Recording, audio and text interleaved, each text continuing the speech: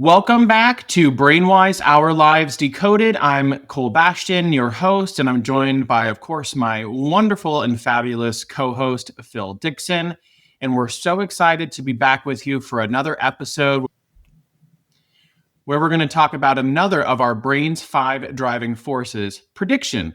But before we dive into all of our content this week, Phil, how is the kitchen remodel going, and what have you been up to since we last spoke? A couple of things. So the kitchen remodel is moving along slowly. This week, they're supposed to be putting the new floor in, where they have to grind some of the tile out tomorrow. So that's going to be an unpleasant audio experience, to say the least. What's been going on is we've had a wonderful week of weather here. I love alliteration, a wonderful week of weather. And so I managed to get out in the garden for a couple of hours, and my back is saying, don't do that again, at least not in the near term. But one of my experiences was my BrainWise moment. So we went to see Naked Gun, the new movie with Liam Neeson and Pamela Anderson. And what it reminded me of was how wonderful humor is in terms of doing great things for the brain. It does set us off to have a much more joyous experience for some period of time afterwards. So thoroughly recommend the movie if you're not into Naked Gun type of activity. It's full of the world's worst jokes, but in a super manner. I just thought I might tell you one of them is Please. We'd love to hear it. When Liam Neeson is going up to Pamela Anderson's apartment and he says, "You have a great view of the city." And she goes, "Yes, I went to college here." And he said, "UCLA?" She says, "I see it every day."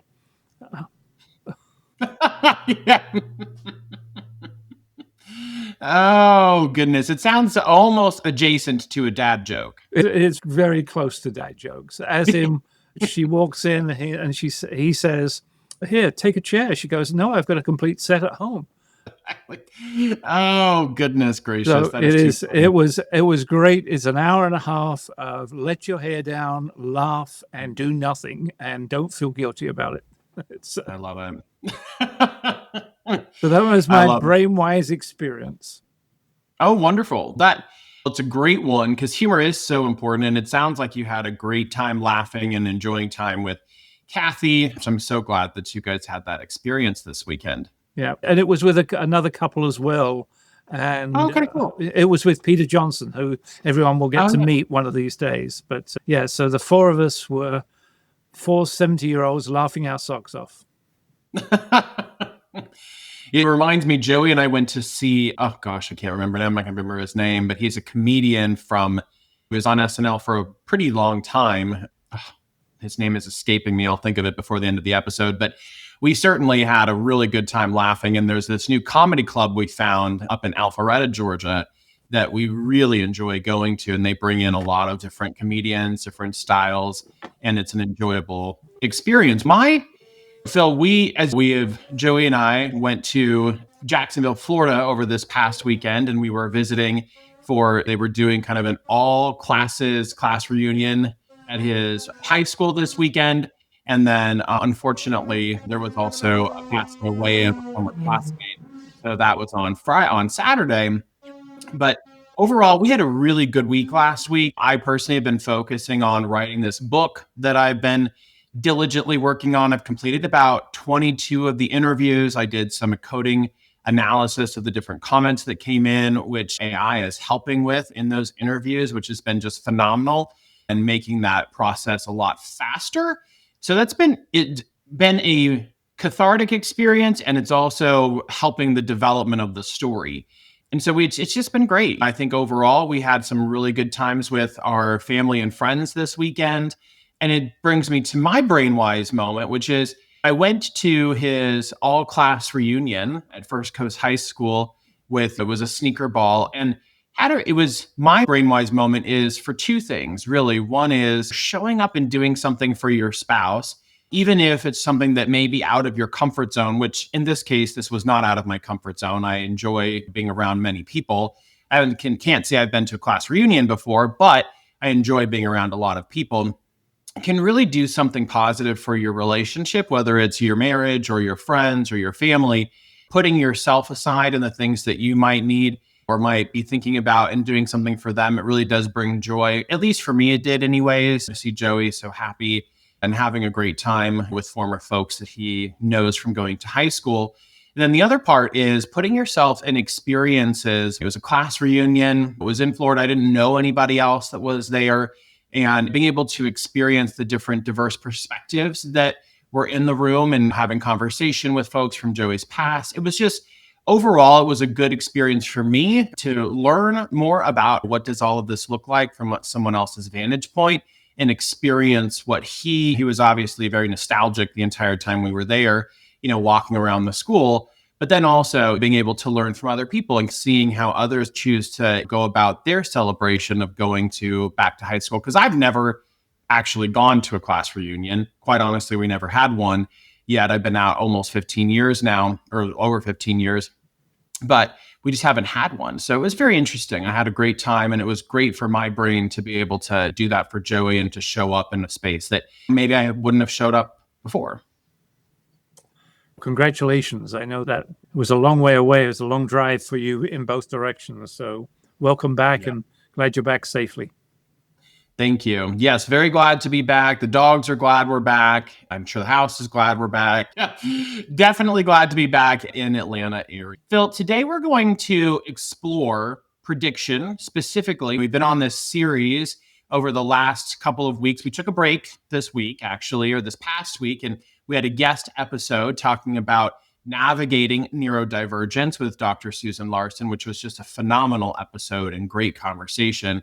But we're back now on to finishing the series of our brain's 5 driving forces. And this week is on prediction. And we're going to explore how this force shows up in work and in life, and why we crave it or crave clear expectations, to why we might panic when plans change.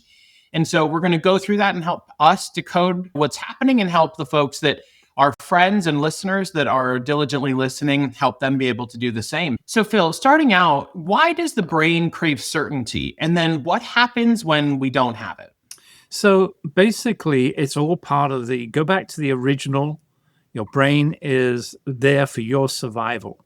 And one of the main things is if the brain can, I hate to anthropomorphize the brain. That's what we're doing essentially here, is if the brain can understand what's going on in your environment, then it assumes that therefore there's a greater chance of it being able to ensure your survival.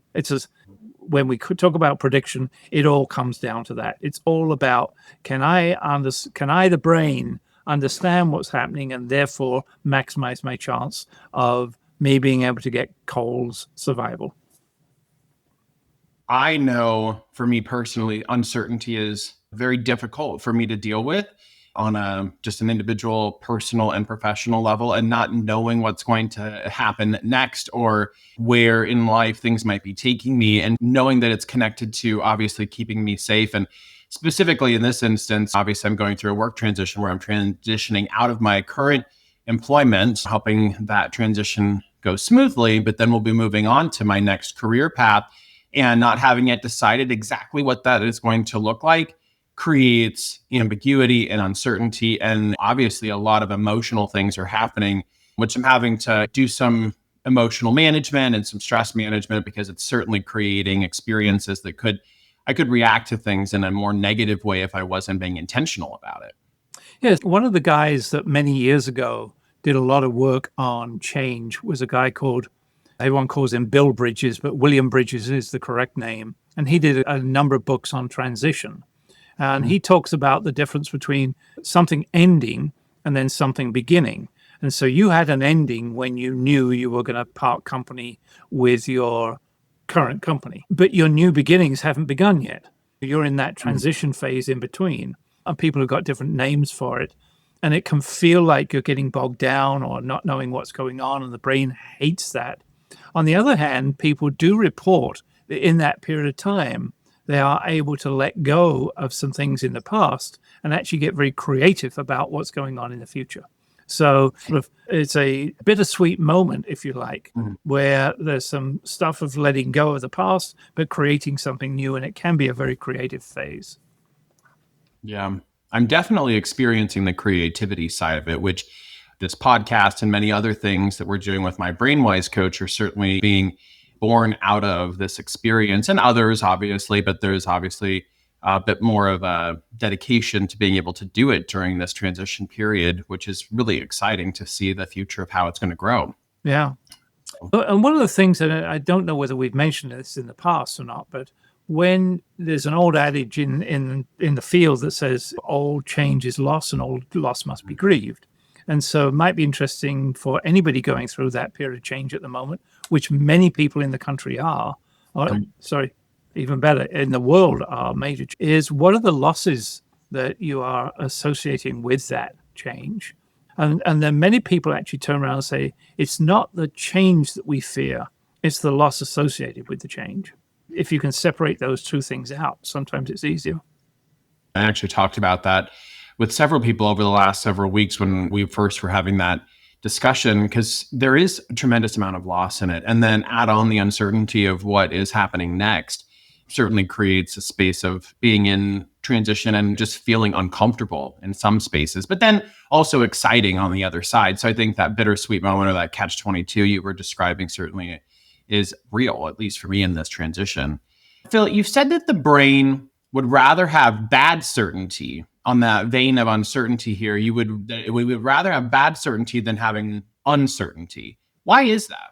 Again, because if it's bad certainty, it's certain.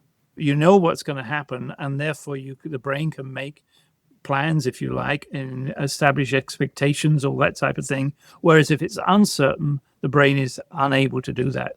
The more certain we can get, the brain, the happier is something's going to happen. So if you're in a management role and you are uncertain about what to be able to tell the staff that work for you, it's actually better to turn around and say, I don't know, but here's a date by which I will know, and give them a certain date that you're going to be able to. And the brain seems to be able to calm down at that point.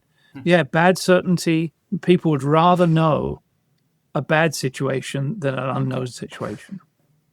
I would imagine that's probably why waiting to hear back on a job or a test result or a tough conversation can feel worse than the actual bad news itself to some degree. And the opposite is actually true as well.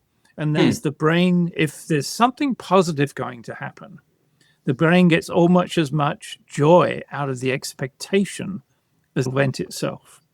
Very interesting. Yeah, our brains are wonderfully complex, bizarre.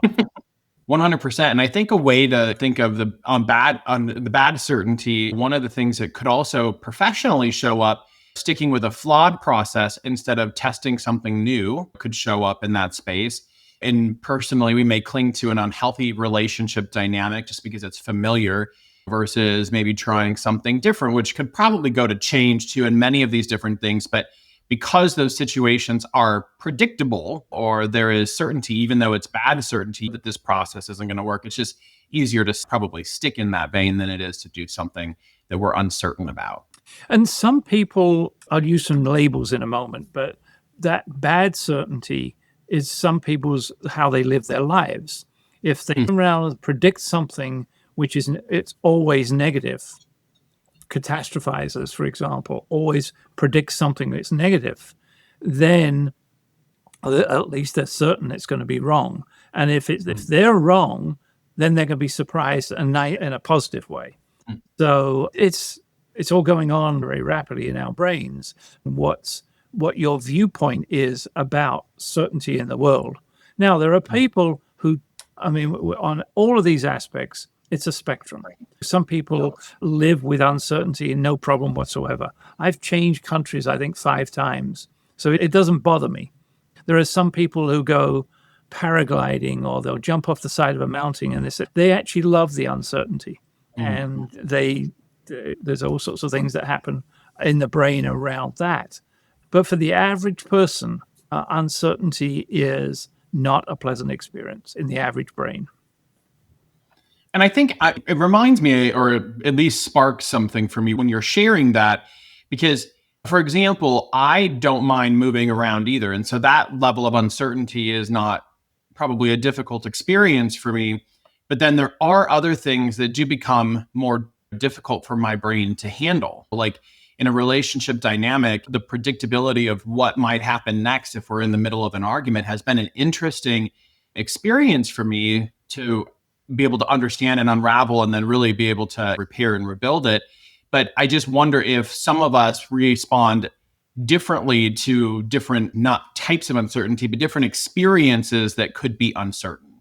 There are lots of things that we do differently. And we haven't got onto this very much, but we will at some time in the future. We've all got multiple characters inside us. We're not all one cohesive character.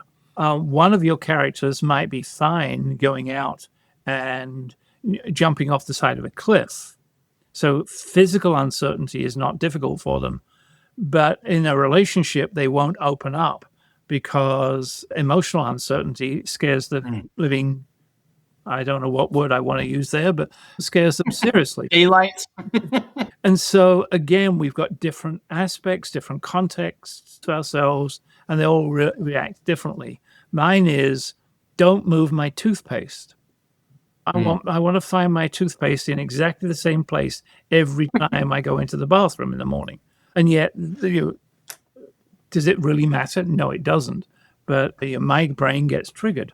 It reminds me, when I first started at my current company, I was working with one of our training general managers at the time, and he had a pencil that was always on this calculator, and it had to be there or he would just lose his mind. And of course, as I got to know him and became friends, I would tease him and move it around all over the office just to get a little bit.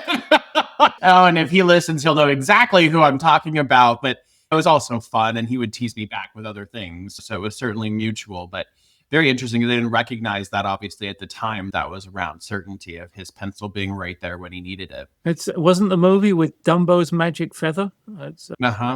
Yeah, when he used the feather to fly. Yep. Yeah, exactly.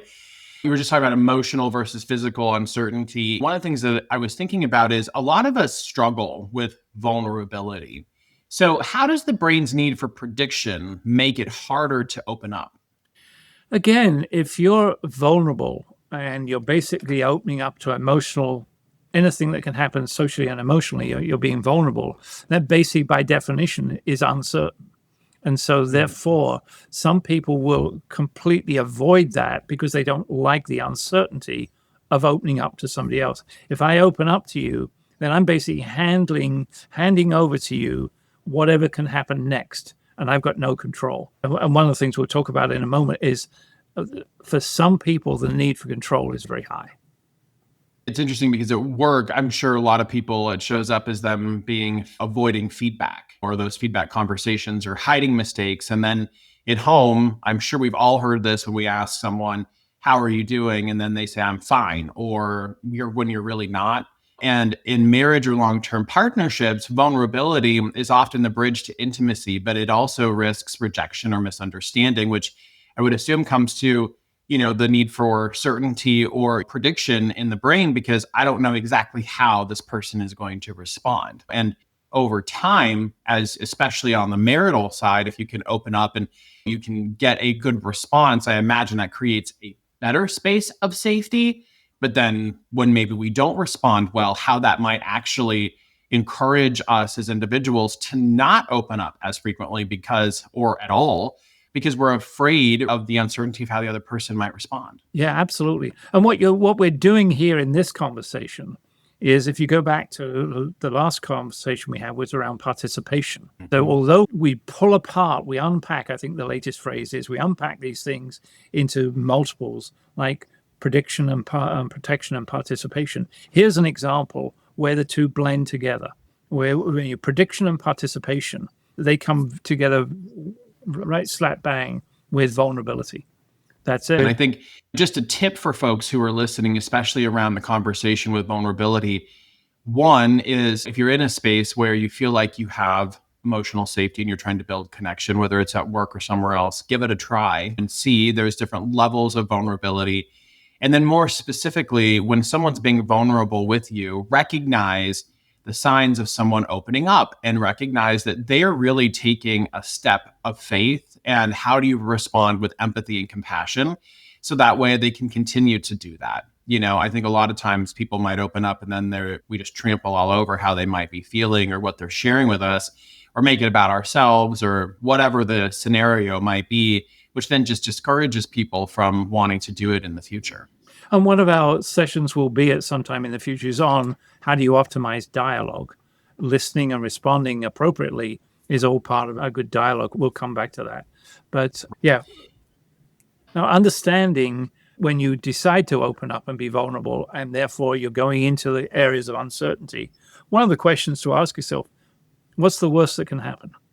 Because the brain gives you a message internally is if anything is happening in the way of threat to the brain, the internal message is, we're all going to die. Well, we're not. The worst that happens is we might feel uncomfortable for a little while. So if you're asking yourself, what's the worst that can happen?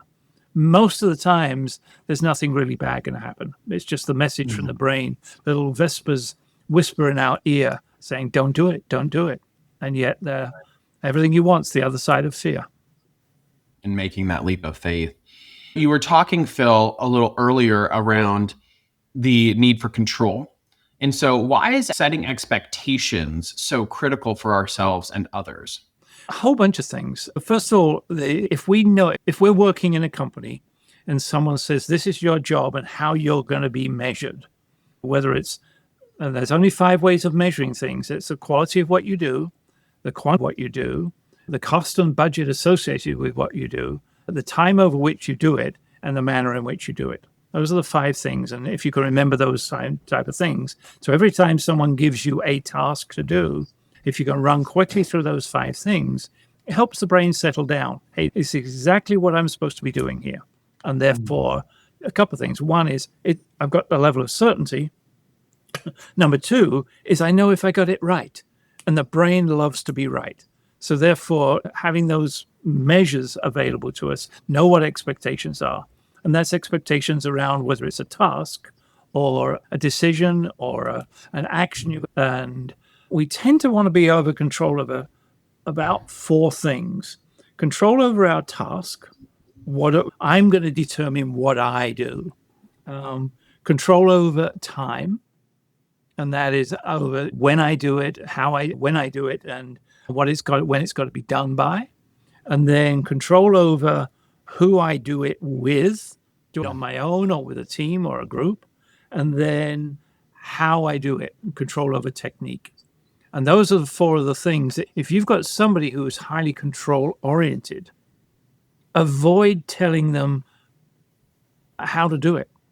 You can really you can put their brain into a major threat state, and self-confession, it's my number 2 facet of needing to be in control. I've been an independent consultant for a mumble number of years, and I don't think I would make a good employee, because as soon as my boss came along and told me what to do, I'd probably tell him or her to go and pound sand. So we all have a different level of the need for control. Mine's very high. Our desire to have agency is another word that I think a lot of people are using today around, I can create my own path, I can create my own experience, make my own decisions. And obviously there's different degrees of variability there. And I think the challenge for this part comes in when you are leading other people, and your example around being a boss is if you have someone working for you who has a high degree or need for control, how do you help encourage both agency or autonomy in their employment with you, while also guiding them to the expectations, that the organization has or that you might have, without it feeling forced, or that essentially forcing them to have to do something that maybe if you just change your perspective or change your approach to some of your conversations with those individuals, how do you then get them to do it on their own or through their own mechanisms and desires? And I think the same thing happens at home when I think of parenting or working with younger individuals, or recognizing how does that show up for them? And then how do you help them navigate some of those experiences so that you're not forcing it, but we call it obviously you're asking questions and really coaching people. We believe people have the answers, they lie within. How do we help facilitate that dialogue? both at home or at work, around getting people to see where they need to go versus just forcing them, because you're not going to get an optimal product or an optimal result by doing so. Again, we'll come back to this at some later podcasts. 2 questions: what questions and how questions. Those are the 2 most powerful questioning techniques, and we'll come back to those.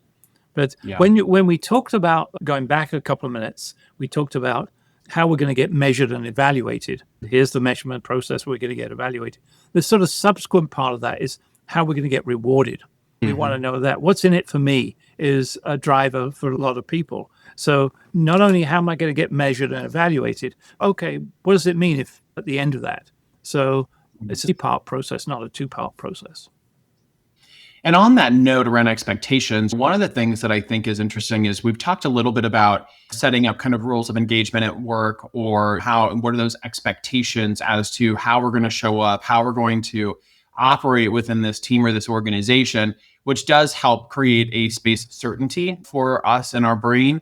And then I think, if we were to translate that to romantic relationships, in romantic relationships, you find it more frequent that people have unspoken expectations, or in this case, rules of engagement, which then when your expectations are met, it then creates a source of resentment because they're unspoken. And a lot of times, one of the things that we recommend is have those direct conversations and set up what are your, commitment, your marital commitments or your relationship commit. What are the things you're going to do and show up in this space, whether it's a difficult conversation or just in general, so that way the expectations are not unspoken, they're actually spoken. And then also evaluating what expectations are you putting out there that maybe are unnecessary or unreasonable, and having those types of dialogues so that you're creating a safer space for your brain to have good conversation with your spouse as you're making more difficult decisions or having a more difficult conversation. And so yes, 100% agree. Some of those expectations are difficult to identify. We'll, at some point in time, we'll talk about people's worldview and mental models. But I remember talking to a young lady probably 20 years ago, and she was talking about a difficult situation she had in a salad bar, of all places. And she described that she and her friend were going to lunch. They walked in, there was nobody else there. And they walked out, she said, we'll go for the salad bar. They walked to the salad bar, and she went to turn left, and the other person went to turn right. And they bumped into each other. And her friend said, what are you doing? You're going the wrong way round. And this lady, I won't give her name, turned around and said, I didn't know there was a right and wrong way to walk around a salad bar. But this other woman had this is a mental picture I have, an expectation. Here's the way you walk around a salad bar. And that's buried so deeply within a lot of people.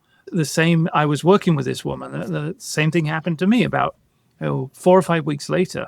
I got a call from her saying, let's go to lunch and discuss the session last week. And my immediate thought was, what did I do wrong? And yet when I got there and I approached her, she said, why do you think you did anything wrong? I just want to talk about what we did. And so those expectations we have are sometimes buried very deep. It's good to get them out. But sometimes it's difficult. Sometimes it's a little bit like playing dentistry. You've got to pull hard. I call it using your voice. Specifically in my marriage, there's a funny story. It's very similar to your salad story, where we were in Walmart and we were walking around getting groceries and we're about to go to the checkout stand.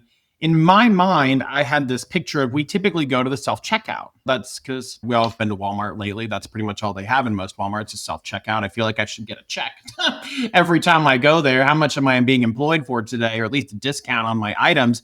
But we were heading towards the checkout and my husband pointed to the right, and I thought he was pointing at the batteries, or there was something that I know we needed. And so I was like, oh, okay, that's where they are. Yeah, great.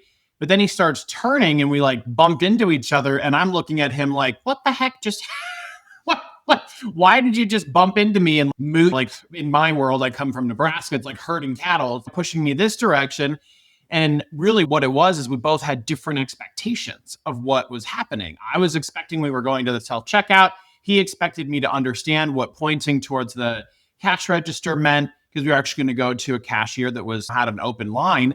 And so if we had just voiced what we were thinking or had that, which it just dawned on me as we were having this discussion, I'll have to share that with him later, because it happens often in a lot of spaces. We have an expectation of how things are going to go and then don't always communicate them.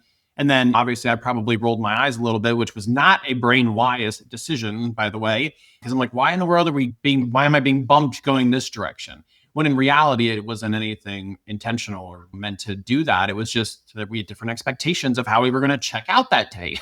And it's amazing how that little thing, which is in the grand scheme of things of the world, is not a big deal, can suddenly spiral up into something that when afterwards you look back, because what happens is the brain goes into a threat state down your prefrontal cortex, and therefore you're being driven without some of the empathy and without some of the self-control, and the thing spirals up.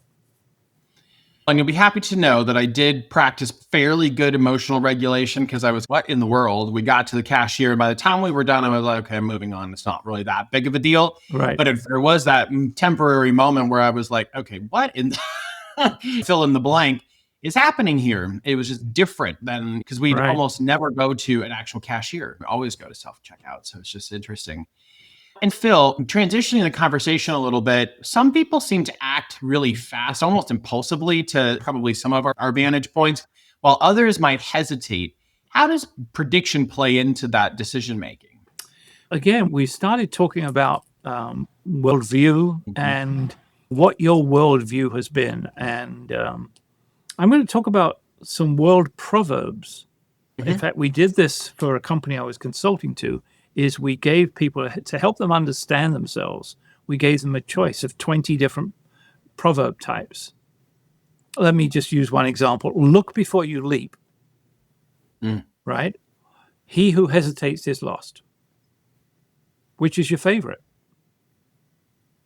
Look before you leap. Okay, but he who hesitates is lost is probably a different way for, 50% of the world. And if you go down most proverbs in the world, we've got a proverb that is equal and opposite. And I think why some people hesitate and others don't is a lot to do with first of all, our brains, the way that they're genetically the way they are, but also the way you were brought up. No one answer to that one whatsoever. But let's come back to control, if we can, for a minute. It turns out that if we have a sense of control, many other things concomitant with that, follow on from that.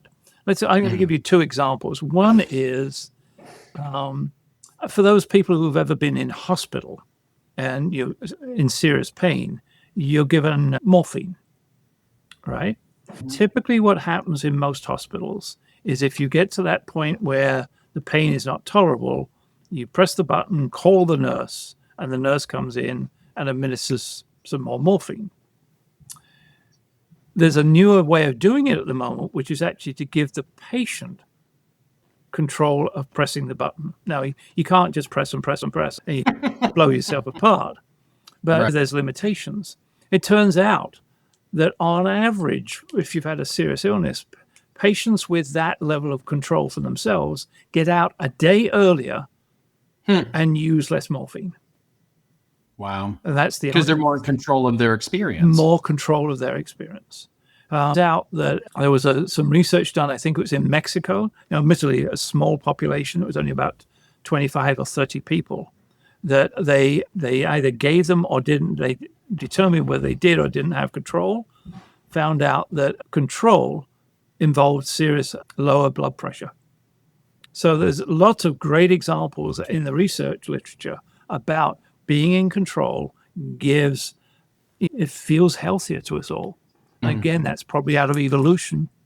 And I think along the same vein of that conversation around control, or maybe just somewhat adjacent to it, is why do we care so much about being right? And how does perfectionism tie into prediction? So first of all, let's take the first part first. And that is when we are right, then the brain actually gets a little hit of dopamine. So if you're answering Jeopardy, which Kathy and I do on a regular basis, when you can get the right answer, you get a little hit. It feels good. So being right feels good. As when you turn around and say, I told you, it actually is horrible to the recipient, but it actually makes the person delivering that message feel good because he or she was right. Now, perfectionism, different question, is if you look at you look at the research literature and you look at managerial and leadership characteristics, you don't want to accept sloppy behavior or sloppy delivery or this, that, and the other. It's not a good leadership practice. On the other hand, if you go too far, then you can become a perfectionist and it's almost impossible to please you.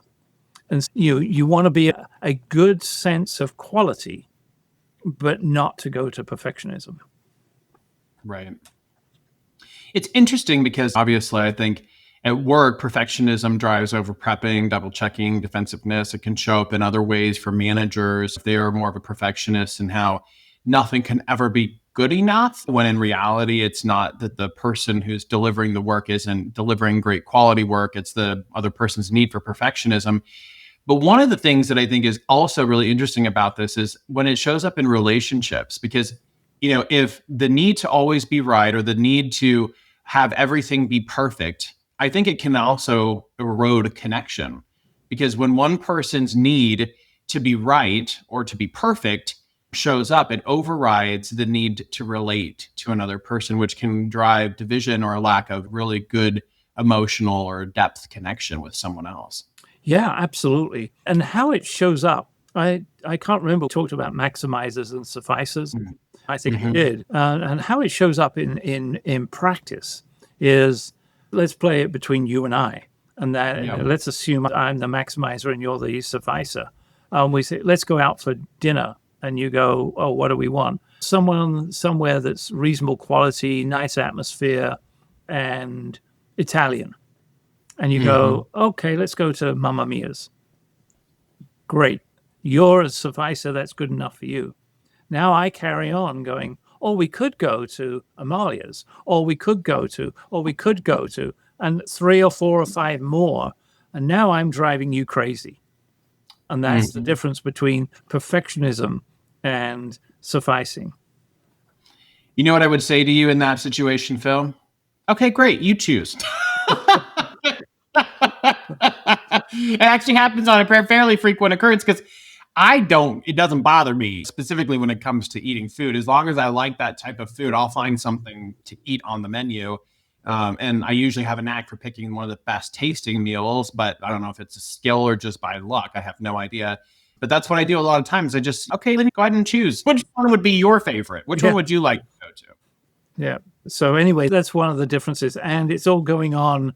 And one of the things I'll come back to it as well is your example in Walmart's and examples of where we're going to go to eat. It's all happening second by second, hours long discussions. It's happening in the moment.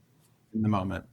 Oh yeah, it didn't take long at all for me to look at him and go, "What in the world? Why am I being herded this direction?"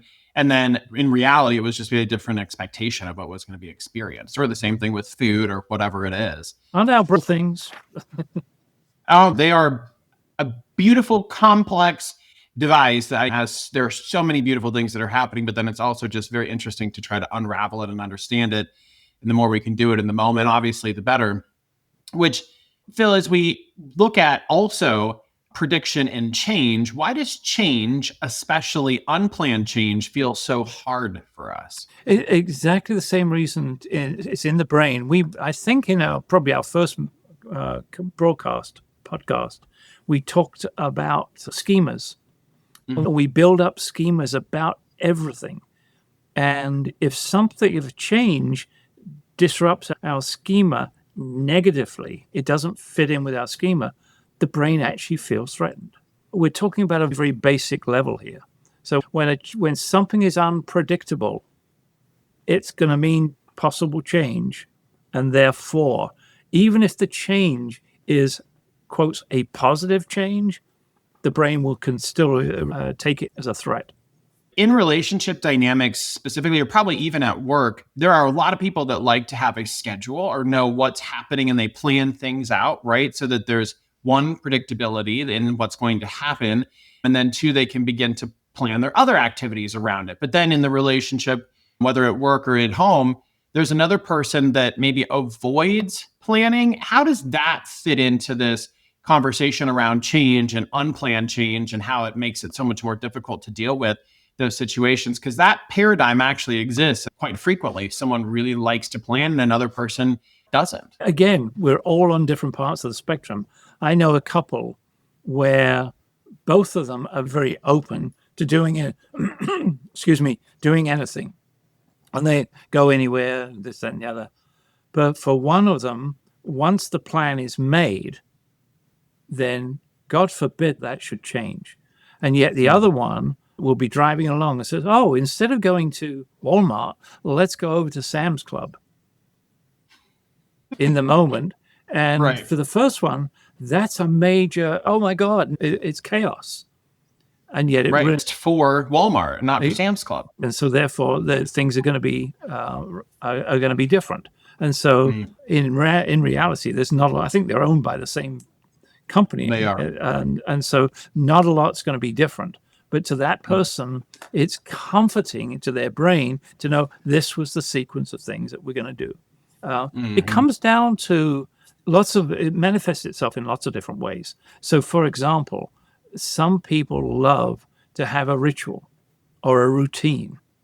Now, it's advantageous. I personally don't need routines. I'm learning to put them in place because they're actually healthier. If I have a routine, I remember to take my blood pressure pills at the same time every day, which is, everyone tells me, is a pretty good idea. But I don't. It is. It is a great idea. My brain doesn't need that routine. Some need it. Some people need to know that they're going to have a big birthday party on their birthday. Some people know that Christmas is going to be celebrated in a certain way or whatever it might be. And so it manifests itself in lots and lots of different ways. And our brains, both short-term and long-term, get satisfaction out of planning and knowing something went the same way as it is intended. There are several routines that are really important, and it reminds me to put my contacts in or to brush my teeth or whatever it is, and routines that I have in place. And even those who probably are not as routine oriented, there's still some things that show up maybe more on a non-conscious level versus it being something that they're consciously making a decision. Like you were just describing, you're consciously putting those routines into place. But then there's probably other things and it brings me back to our conversation around habits. I'm just curious if there's a connection between those two particular discussions. Absolutely is. And in fact, I was going through the same thinking. It also comes up around whether you're a conformist or whatever the opposite is, a nonconformist. Some people love to conform with the rules because it's predictive, it's certain, and there's no worries. Whereas if you step out of the rules and you're a nonconformist, then things become uncertain what the result's going to be. And I've grown up as a nonconformist, but that doesn't mean to say it works for everybody. A lot of people want that to line up with what social requirements are and conformity. We're coming back now to the combination again between prediction and participation. We're in good company, Phil, because I too enjoy coloring outside the lines. That's what Absolutely. I call it. As I'm presented with this picture, let me draw a different one. Not intentionally, it just happens just by virtue of me making decisions. And so, Phil, as we wrap up our conversation around prediction, what does the brain actually do when it can't make sense of something? Goes into panic mode, basically. If it can't make sense of something, it will as we've said before, it'll make stuff up. It will invent what the scenario is. And the danger of that is the non-conscious brain will invent that scenario. And then the conscious brain convinces itself we're right. And then we act upon that false premise that we just invented, assuming it's truth, which is not. More often than not, we've at least filled in the gaps, even if and sometimes we actually invent the whole cloth. So the brain invents things in order to be sure and certain, even though it's maybe actually on thin ice at that point. And I think at work, one of the things that you and I both shared with professionals or especially leaders is Because the question is, what if I don't have the answers or I don't know? Can you commit to giving them an answer on when you will know something? So that way you're keeping them from spiraling and creating a story or a narrative. Some people might do it anyways, but at least you're giving them some concrete information that we may not have every detail ironed out now, but then we will as we move forward, right? We'll have it by this point, right? We'll be able to answer this question at this point, and maybe even have stepping stones as to the milestones, in other words, around when you'll have certain answers. And another way is using like a puzzle description. You're putting your puzzle together. You don't always know where all the pieces are going to fit. And as the puzzle begins to take shape, you start with one part and you move to the next one. Helping people visually depict something that's happening also, I think, helps create some surety in the process. And then I think at home or in relationships, it can be very similar in that sense, which is silence can oftentimes be understood as distance or anger or disinterest, but in reality, it may not be that. They might be just processing the experience or the moment that they just had. And so how do we question ourselves to be able to say, okay, I'm making this up. That's probably disrupt the cycle of what's happening. And then on the flip side, the person who is going to be a bit more reserved in those more emotional conversations, setting an expectation and saying, I'm not pulling away. I'm not angry. I just need some time to process. Can we come back at this point to finish this conversation? Yeah, again, and you mentioned it earlier on, using your voice. But that ability to be in the moment, thinking about what's going on, and then actively learning how to put it into words and making a statement it's easy for us to describe that, but it's not so easy in the moment to do it. Absolutely. And we were talking last week about, I think, about trust. If you like, putting trust and certainty together leads us to authenticity. And so we want people to be authentic with us. And then that's that combination of, if you're authentic with then I've got some certainty about what it is you're saying and your credibility in life in general. So again, all these things start to intertwine with one another. It's almost, describing them is almost very difficult. It's almost like a bowl of spaghetti. Anytime you pull a hold of one end, you're going to get the whole lot on your lap. Unless you're Lady and the Tramp and they just meet in the middle. Oh, of course. Wonderful. It's the compromise. Good old Disney. It'll give us compromise all the time. They certainly create a picture of just beautiful love, right, between two puppies. Yeah, there we go. So, Phil, as we wrap up our conversation on prediction today, can you help summarize what we've just described? And then we'll go into some of our reflection or how this might be decoded from an individual level.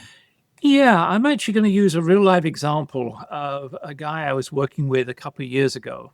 And I said one of my drivers is being in control. The other one is fairness. His were conformity and going with the flow. And I asked him, I said, how do those two things hang together? Right? Because if you're going with the flow, then presumably you're not conforming. And he said, oh, it's really easy. He said, all the while we haven't made a decision, I'm happy to go with the flow. If we've made that decision, then we better stick to it and conform to the rules. And in that one discussion, he actually discovered a lot about himself. And so it made him a much more effective chief operating officer. But that's how some of these things actually play out in our day-to-day lives. We're not talking theory here. Actually, I was just doing some work, and somebody who worked in your company gave me a line many years ago, which was, death is not a theory. Our brains are not a theory. This is actually going on. And 1/5 of every second, one of our brains going through a cycle where one of these things is happening. As we always remind our audience, or as I'm now lovingly going to call them, our friends, our extended friends through this virtue of this podcast, is to take time to reflect on where you might be showing up on this spectrum and how it begins to intertwine with participation or protection, and being able to really keep yourself, what's happening in the brain to keep yourself safe. And then as you are identifying those patterns and trends, how can you then begin to shift the narrative if needed or desired to do something just differently? And so On that note, our reflection questions today, and Phil, you'll be happy to know we have 96 this week versus 95 from last week. I'm looking forward to when we break the 100. One day we will get there, I promise you. So take a moment over the next couple of days to reflect on these, or choose the one, right, or two that most resonate with you. So that way you can reflect on it and, what you've learned or what you've listened to today in our podcast. So where in your life are you craving more clarity and why? What expectations are you holding of yourself or others that might need to be named or renegotiated? When do you feel most in control? And when do you resist control from others? And what's one way certainty shows up for you at work or at home? And how can you respond differently next time? And what stories is your brain filling in to make sense of things? And are they helping you or hurting you? So, Phil, any final comments on our reflection activity for our friends, our extended family, before we close it out for the day? Nope, just pick one or two. Don't try and answer all five. That is our episode today on prediction. So it was a great discussion on what the brain's need for certainty, covering the third of our brain's 5 driving forces. And as always, comment, subscribe, and most importantly, share this podcast series, our show, the episodes with your friends, family, loved ones, those that you know professionally at work, so that they can begin to decode their life through the lens of our brain. And with that, if you have any questions or comments, as always, reach out at questions@mybrainwisecoach.com. We'd love to hear from you, and we will talk to you again next week. Thanks for tuning in. Take care.